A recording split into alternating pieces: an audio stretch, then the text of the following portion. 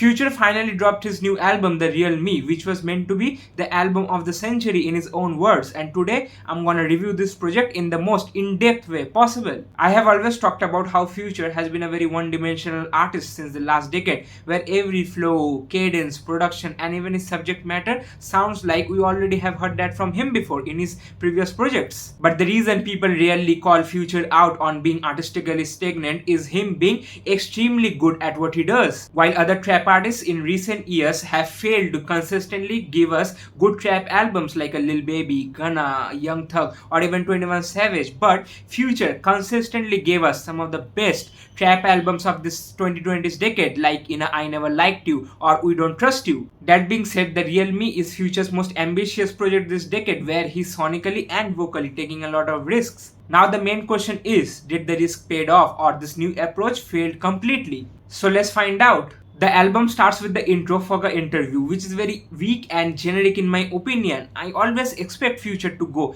ham on the intro, which would be so grand in terms of production as well as the rapping performance. Well, this one was neither, and it sounds like it fits the 10th song in the track list. To be honest, this song doesn't even stand close to a 7:12 p.m., We Don't Trust You, or even a Teflon Don. But you also get songs which are exactly opposite to the intro, like in Money Over Everything, where we see Future's best rapping performance from the entire project. Elite trap flows and him consistently sitting in the trap flow pockets before switching it up. Just swag rap at its finest. We also get the rapping equivalent on tracks like Tank Top Pluto, Trench Coat, and especially 1-2, where Pluto is rapping over the chorus and the blend is really unique. But one problem remains constant key. All of these songs are too short and could have been easily turned to 2 to 3 minute bangers, adding more bone, depth, and structure to the songs. Like what he exactly did in Konichiwa, where apart from the rapping, the production is top notch, the song length is perfect. And Pluto is using a very squeaky voice for the ad-libs and even in the chorus, which makes the overall song to be very catchy. And talking about catchiness, I think we need to talk about 2018, which is the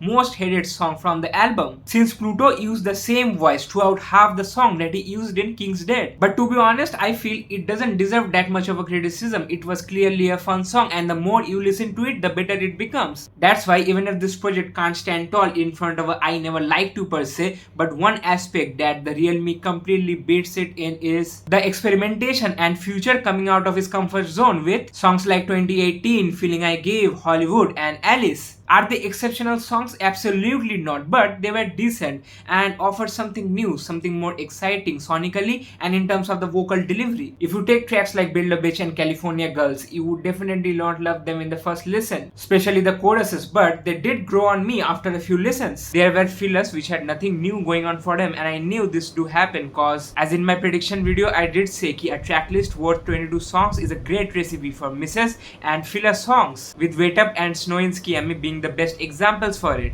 Though Future did a good job on the songs that fulfilled the vision that he had with the album title The Real Me, like in Cast a Spell and Big Moment. The album ends with Eye to Eye, which in my opinion is way better than the intro, where Pluto actually sounds very hungry and he's very consistent throughout the song on a very grand, a more to live production. It really feels like the project comes to an end with this one. When it came to the features, people were really disappointed that there were none, and we got solo Future across 22 songs, but I don't really blame him. He did bait them with the who you think featured on my album, but for me it's not really a problem. Are you really forgetting some of his best work had very few to no features like a Monster, a DS2, a 56 Nights. I'm so glad that you got to hear solo work on The Real Me, cause guess what, even if you got features, it would have been the same boring mandated Travis Scott, 21 Savage and Lil Baby features, and maybe a few exciting ones like a Drake or a J. Cole. So believe me, we are good. When it comes to the production, I think it was a good decision to go with ATL Jacob and Weezy leading the soundscape of the album, cause you already got 2 full-length collab projects with Metro Boomin in We Don't Trust You and We Still Don't Trust You. I don't need another solo Future project to be produced by Metro. I love the dark trap production in Snow in Skiami and Tank Top Pluto, and would have loved to see more of that in the project, cause I felt it really suited the context of the album. Future's take on diversifying the sound of the album with more of a club sound like in Hollywood and Alice was refreshing, but they were nothing exceptional.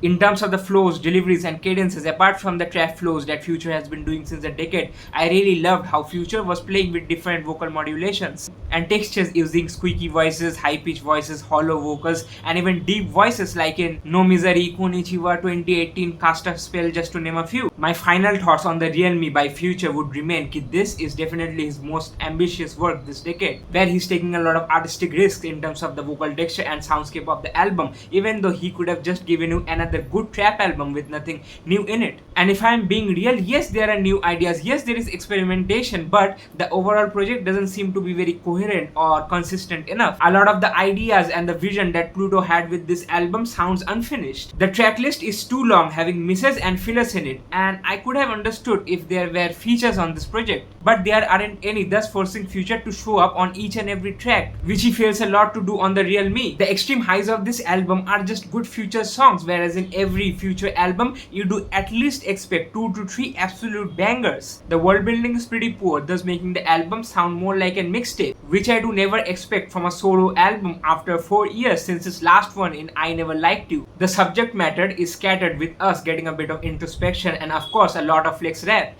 which is the essence of trap music. Overall, I do say this is a basic attempt for trying something new from an artistic standpoint and see what works, but at the end of the day, the Real Me stands nowhere close to a I Never Liked You, We Don't Trust You, High of Life, or even a mixtape Pluto, thus making it his worst solo project in the 2020s. Now then, here are my top 10 songs of the Real Me by Future. At number 1 is Money Over Everything. At number 2 comes 1-2. At number 3 is Trench Coat, and at number 4 is Konichiwa. At number 5 is Kick, and at number 6 is California Girls. At number 7 is Cast a Spell, and at number 8 is No Misery. At number 9 is Off the Hinge, and finally at number 10 is Feeling I Give. Now the moment everybody's been waiting for, I will rate the Real Me by Future a 5.1 out of 10. The aftermath of the Real Me has been surrounded by narratives saying Future is washed, and to be honest, it has become a common trend in hip where no matter how many quality projects the artist has dropped in the past, he can just drop one mid to bad album and apparently all of his legacy is wiped off, and now he is either washed or he fell off. What are we even doing here? If anything, Future has been the only rapper who is saving trap music on the mainstream commercial level, consistently dropping quality albums in first giving us High of Life, up next a collab album with Lil Uzi Vert in Pluto x Baby Pluto, then I Never Liked You, which in my opinion is the best trap album of this decade, even better than Utopia and Heroes and Villains. 2 collab albums with Metro Boomin in We Don't Trust You and We Still Don't Trust You, which apart from the music aspect was a massive nurturer in one of the biggest rap beefs of all time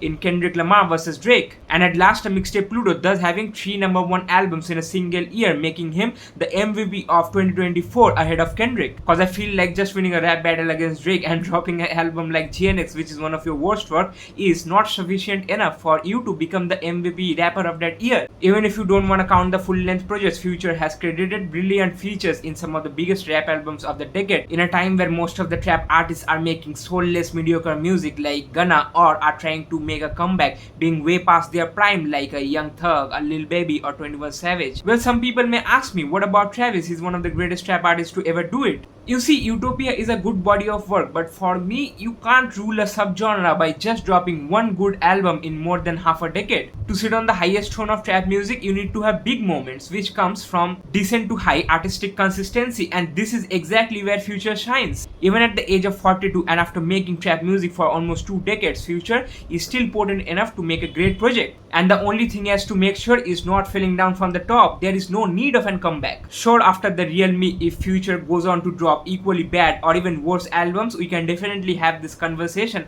of Future artistically slowing down. The Real Me isn't a good album, like it ain't even close to what Future usually does throughout a project. But let's not forget, he's still the greatest trap artist to ever do it, with the greatest trap discography with classics like 56 Nights, Purple Rain, DS2, and a Monster. That was all. I poured my all in this review. Let me know what are your thoughts on my opinion. And the Real Me as a whole, how would you all rate it? What are your top 10 songs? Where do you think this stands in Future discography, and so on? But please, let's reach 1000 subscribers. I truly have some of the most elite rap videos locked up in my chamber, which are ideas that never have been done before, and I'm ready to drop them all. So yeah, do subscribe for the best rap content on the whole internet, and that's just a fact.